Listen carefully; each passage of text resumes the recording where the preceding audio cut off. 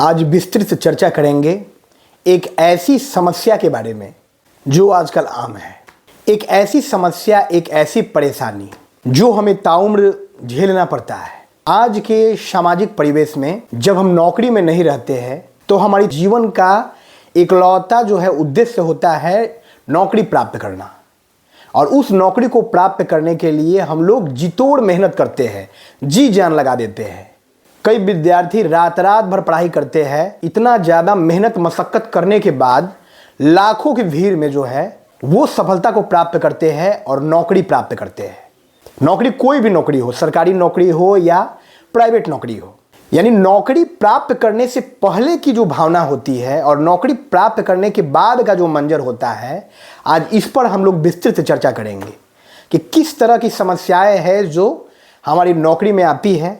हम यदि बेरोजगार होते हैं तो समाज में हमें किस तरह का ताना सुनने को मिलता है, और जब हम रोजगार में हो जाते हैं तो किस तरह की उलझने, किस तरह की मुसीबतें, किस तरह की मानसिक कुंठाओं के दौर से जो है हमको गुजरना पड़ता है। आज इस पर हम लोग विस्तृत चर्चा करेंगे। बहुत ज़्यादा मेहनत मशक्क़त करने के बाद जो है, यानी एकाग्रचित होकर, दृढ़ संकल्पित होकर एक विद्यार्थी पूरी लगन के साथ तैयारी करता है, और तब जो है लाखों की भीड़ में उसे सफलता हाथ आती है और वो अपने परिवार का, अपने समाज का, अपने शहर का नाम रोशन करता है, और उसका चयन जो है नौकरी में हो जाता है, सरकारी नौकरी हो या प्राइवेट नौकरी हो। उसके बाद उसके जीवन का एक नया अध्याय शुरू होता है, एक नया दौर शुरू होता है। यानी नौकरी के पीछे छुपा हुआ जो दर्द है, उस दर्द को बयां करते हैं। उसके बाद एक नई जिम्मेवारी के बोझ तले वो दब जाता है। एक नया माहौल, एक नया परिवेश, नए लोग, नया ऑफिस। आज से पहले वो इस तरह के जिम्मेवारियों के बोझ तले दबा हुआ नहीं था। वो निश्चिंत था, वो निर्भीक था, वो स्वतंत्र था, स्वच्छंद आसमान में पंछी की तरह उड़ रहा था। लेकिन अब जो है उसके कांधे पर जिम्मेवारियों का बोझ आ गया है। वो नौकरी में आ गया है, वो एक विभाग का सदस्य हो गया है। अब उसके ऊपर बहुत सी जिम्मेवारियां हैं, बहुत से कार्यभार है जिसका निर्वहन उसको बखूबी करना है, ताकि वो अपने नौकरी में उत्तरोत्तर उन्नति को प्राप्त कर सके, उत्तरोत्तर आगे बढ़ सके। हर व्यक्ति की यही फितरत होती है, इंसानी फितरत है कि वो अपनी ज़िंदगी में आगे बढ़ता रहे, और ये सही भी है। जीवन में इंसान को हमेशा आगे बढ़ने का प्रयास करना चाहिए। तो जब हम नौकरी में आ जाते हैं तो हम फिर नौकरी में आने के बाद दिन रात मेहनत करते हैं, और मेहनत करके अपने नौकरी में जो है आगे के वरीय पदों के लिए प्रयासरत रहते हैं, ताकि हमारा वेतन बढ़े, ताकि हमारी जीवन शैली जो है वो पहले से और बेहतर हो सके। समय के साथ जो है जीवन आगे बढ़ता जाता है, और साथ में हमारे जीवन में एक जो नया हिस्सा है, हमारे जीवन का एक जो नया हिस्सा है, हमारे जीविकोपार्जन का जो हिस्सा है, हमारी नौकरी साथ साथ चलती रहती है। हम उस नौकरी में ज़्यादा वेतन प्राप्त करने के लिए उत्तरोत्तर प्रयासरत रहते हैं, ताकि अपने परिवार का भरण पोषण और भी बेहतर तरीके से कर सके। इधर हमारे परिवार के सदस्यों में वृद्धि होती है, हमारे छोटे बच्चे अब बड़े होने लगते हैं, और उनको अच्छे विद्यालय में, अच्छे स्कूल में दाखिला दिलवाना है, उनके पढ़ाई का खर्च वहन करना है। इसलिए जो है जितनी तनख्वाह पहले मिल रही थी उससे ज़्यादा तनख्वाह की दरकिनार है। इसलिए हम चाहते हैं कि अपनी नौकरी में भी आगे बढ़े, हमारा वेतन जो है बढ़ता जाए। और इस सिलसिले में जो है हम मुसीबतों के चंगुल में दिन पर दिन उलझते जाते हैं, फंसते जाते हैं। अब आप कहेंगे कि नौकरी कोई मुसीबत है क्या? इस नौकरी को पाने के लिए लाखों लोग जो है, लाखों अभ्यर्थी जो है दिन रात एक किए हुए हैं। कितनों का, करोड़ों का ये सपना है, और ये नौकरी जो है आप अपनी मेहनत के बदौलत यदि प्राप्त कर लिए हैं, अपने भाग्य के बदौलत यदि प्राप्त कर लिए हैं, तो अब आपको इसका वैल्यू नहीं है, अब जो है इसका मूल्य नहीं है आपके समक्ष। ऐसी बात नहीं है। जीवन में इंसान जिस भी अवस्था में होता है उसके साथ साथ समस्याएं भी चलती रहती है। सुख और दुख, धूप और छाव, ये जीवन का जो है ताना बाना है। इस ताने बाने में उलझा हुआ मनुष्य जो है जन्म से मृत्यु की ओर बढ़ता जाता है। एक एक दिन उसके जीवन में बढ़ता है, और वो जो है अपना हर जन्मदिन मनाते हुए उत्तरोत्तर मृत्यु की ओर बढ़ता जाता है। उसके मृत्यु का दिन जो है नज़दीक आते जाता है।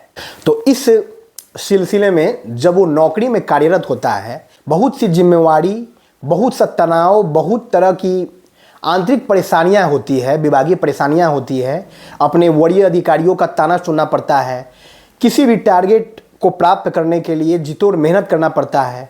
और दुनिया में कोई भी ऐसा टारगेट नहीं है, कोई भी ऐसा लक्ष्य नहीं है जो प्राप्त किया जा सके। इंसान किसी भी लक्ष्य को प्राप्त करने के लिए प्रयास कर सकता है, टारगेट बनाए ही इसीलिए जाते हैं कि उसे प्राप्त नहीं किया जा सके।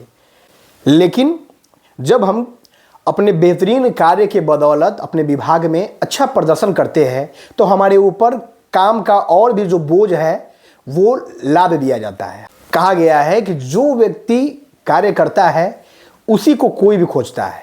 यानी जो निठल्ला है, जो बेईमान है, जो निकम्मा है, जो आलसी है, उससे सब कन्नी काटते हैं। भाई कोई भी महत्वपूर्ण, कोई भी जिम्मेवारी वाला काम जब सामने आता है आपके बड़े अधिकारी के समक्ष, तो उसके जेहन में आपका ही चेहरा आता है, आपका ही नाम आता है। वो कभी भी आपके साथ काम करने वाले आपके सहकर्मी जो निठल्ला है, जो बेईमान है, उसके बारे में नहीं सोचता है। सरकारी नौकरी की व्यवस्था ऐसी है कि जो निठल्ला बैठा हुआ है, जो बेईमान बैठा हुआ है, उसे समय पर तनख्वाह देते जाओ। क्योंकि सरकारी व्यवस्था में जो है बेवजह बिना किसी कारण के आप उसको नौकरी से बाहर नहीं निकाल सकते हैं। यही प्राइवेट नौकरी में जो है आपके परफॉर्मेंस के आधार पर सब कुछ डिसाइड होता है। आपका परफॉर्मेंस खराब होता है, आप काम नहीं करते हैं, काम से जो है भागते हैं, तो उस आधार पर जो है प्रदर्शन के आधार पर आपको नौकरी से बर्खास्त कर दिया जाता है। लेकिन सरकारी व्यवस्था में ऐसा नहीं है। सरकारी व्यवस्था में यदि आप काम नहीं भी कर रहे हैं, आप नौकरी में अवस्थित है, तो आपको कुछ नहीं किया जा सकता है। आपको लगातार सरकार तनख्वाह देते रहेगी और एक दामाद की तरह जो है आपको बैठा कर तनख्वाह दिया जाएगा। लेकिन यही इसके विपरीत जो काम करने वाले जो कर्मठ है उनको झेलना पड़ता है। वो निरंतर जो है उच्च प्रबंधन, बड़े अधिकारियों के टारगेट में रहते हैं। वो किसी भी लक्ष्य को प्राप्त कर लेते हैं या लक्ष्य को सरपास कर जाते हैं, तो बड़े अधिकारी ये समझते हैं कि भाई ये तो इसके लिए आसान था, ये जो मैंने लक्ष्य दिया था अब इससे भी ज़्यादा दिया जाए। और अपेक्षा भी जो है वो भी बढ़ता जाता है, एक्सपेक्टेशन वो भी बढ़ता जाता है। उच्च प्रबंधन को ऐसा लगता है कि नहीं, ये जो हमारा स्टाफ है वो बहुत ही काबिल है और वो इस मुकाम को प्राप्त कर सकता है, तो क्यों ना जो है हम सारा लक्ष्य जो है, हम सारा कार्य जो है इसी के माथे पर थोप दे, इसी से करवाएं। और ऐसी स्थिति में आपका जो एक निर्धारित तनख्वाह है उसमें आपको 2, 4, 10 लोगों का काम भी करना पड़ जाता है। और ऐसी स्थिति में जीवन में बहुत सी परेशानियां आती हैं। आप मानसिक अशांति से गुजरते हैं, आप तनाव की स्थिति से गुजरते हैं। एक व्यक्ति से जब 4-5 व्यक्ति का कार्य कराया जाएगा तो इंसान कोई मशीन तो नहीं है। इंसान जो है अस्त व्यस्त हो जाएगा और वो कोई भी कार्य जो है बेहतर नहीं कर पाएगा, जिससे उसका प्रदर्शन दिन पर दिन घटने लगेगा। और फिर वैसी स्थिति में उच्च प्रबंधन का ताना, क्योंकि उच्च प्रबंधन को तो आपसे एक्सपेक्टेशन है, वो तो समझ रहा है कि नहीं, ये जो है पिछला लक्ष्य हमने जो दिया था उसको पार कर गया था, ये उससे बड़ा लक्ष्य भी प्राप्त कर सकता है। और वो बड़ा लक्ष्य तो देता ही है, साथ में 2-4 और जो है अलग अलग पैरामीटर्स के काम भी आपको सौंप देता है। ऐसी स्थिति में आप कुछ भी बेहतर नहीं कर पाते हैं। और उस स्थिति में जब आप मानसिक अवसाद की स्थिति में, मानसिक तनाव की स्थिति में अपने उच्च प्रबंधन को, अपने बड़े अधिकारियों को कभी कोई बात का जवाब देते हैं, तो वह उच्च प्रबंधन जो है आपसे खफा हो जाता है। क्योंकि यह ईगो की लड़ाई है। यह किसी भी विभाग में, किसी भी नौकरी में, जो भी ऊपर के पद पर है, व्यक्तिगत जीवन में उसकी 2 कौड़ी की भी औकात नहीं है, वो आपके समकक्ष खड़ा होने लायक भी नहीं है। लेकिन विभाग में यदि वो आपके उच्च पद पर अवस्थित है तो एक ईगो की लड़ाई है, ईगो क्लैश होता है कि मेरा जो अधीनस्थ स्टाफ है, मेरा जो अधीनस्थ कार्मिक है, वो मुझे कैसे जवाब दे दिया। यानी किसी भी स्थिति में आपको ये कहना है कि नहीं, मैं ये काम कर लूंगा, मैं अपने जान की बाजी लगा के भी आपके इस लक्ष्य को पूरा कर लूंगा। और संस्था जो है, एक आर्थिक संस्था है, एक फाइनेंशियल इंस्टीट्यूशन है, वो ऐसे ही चलता है। उसके पास कोई इमोशन नहीं है, उसके पास कोई फीलिंग्स नहीं है। वो आपके दर्द को, वो आपके परिस्थिति को, वो आपके पारिवारिक परिवेश को, वो आपके स्वास्थ्य को नहीं जानता है, नहीं समझता है। आपका कितना भी तबीयत खराब है, आप कितनी भी मानसिक अवसाद से गुजर रहे हैं, आपके परिवार में बहुत ही दयनीय स्थिति है, आपके माता पिता बुजुर्ग हो गए हैं, उनका तबीयत खराब है, उनको दिखाना है, कोई भी परिस्थिति उसको कोई मतलब नहीं है, उसको बस मतलब है अपने संस्था से, अपने संस्था के विकास से, और उस संस्था के आप एक एम्प्लॉई है और वो भांप चुका है कि आप एक कर्मठ ईमानदार व्यक्ति है, तो वो आपको उत्तरोत्तर दबाव बनाता है, काम के लिए प्रेशर देता है, जिसके कारण आप हरदम मानसिक अवसाद से गुजरते रहते हैं। और ये वो क्षण होता है जब आपको मलाल होता है कि क्यों मैंने ये नौकरी पकड़ी, क्या मैंने इसी नौकरी के लिए इतना मेहनत किया, मैंने अपना दिन रात एक किया, मैंने अपनी कई रातें जो है कुर्बान कर दी इस नौकरी के लिए। और देखिए आज इस नौकरी में ये स्थिति है कि अब छोड़ना भी नहीं बनता है और पकड़ना भी नहीं बनता है। गले में अटका हुआ ऐसा फंदा है जिसको ना निकाल सकते हैं और ना पहन सकते हैं। तो ऐसी स्थिति में जब आप डिप्रेशन में चले जाते हैं, जब आप एंजाइटी में चले जाते हैं, जब बहुत तरह की मानसिक बीमारियां आपको घर कर लेती है, तो आप अपने उच्च प्रबंधक को, तब आप अपने उच्च अधिकारियों को निराशाजनक जवाब देते हैं, जो कि उनको सहन नहीं हो सकता है, क्योंकि उनकी ईगो की लड़ाई है।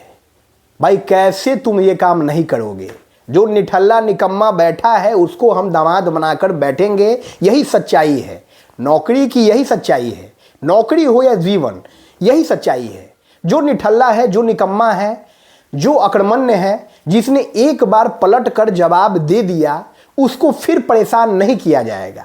परेशान उसको किया जाएगा जो शरीफ है, जो हर काम को बड़ी बखूबी बहुत जिम्मेवारी के साथ निभा देता है, जो एक साथ 4 विभागों का कार्य कर देता है, जो एक साथ विभिन्न पैरामीटर्स पर जो है टॉप करके दिखाता है, उसको परेशान किया जाएगा। तो ऐसी स्थिति में जब आप नेगेटिव जवाब देते हैं अपने उच्च प्रबंधन को, तो उनका ईगो क्लैश कर जाता है और वो जो है आपको टारगेट में ले लेते हैं। और टारगेट में लेने के बाद एक तरफ तो आप मानसिक अशांति से गुजर रहे थे, विभिन्न तरह की मानसिक परेशानियों से गुजर रहे थे, और अब दूसरी तरफ जो है उच्च अधिकारी के टारगेट के अंतर्गत भी आप आ चुके हैं। और इस दौर में जो है आपको परेशान किया जाता है, आपका स्थानांतरण सुदूर क्षेत्र में किया जाता है, आपको बार बार ऑफिस से बुलाकर देर रात तक मीटिंग किया जाता है, देर रात तक टॉर्चर किया जाता है, देर रात तक ताने सुनाया जाता है। और ऐसी स्थिति में जो है एंजाइटी, डिप्रेशन और बहुत तरह के मानसिक अवसाद जो है आपके अंदर घर किए हुए रहते हैं। आपका स्वास्थ्य जो है निरंतर खराब होते जाता है।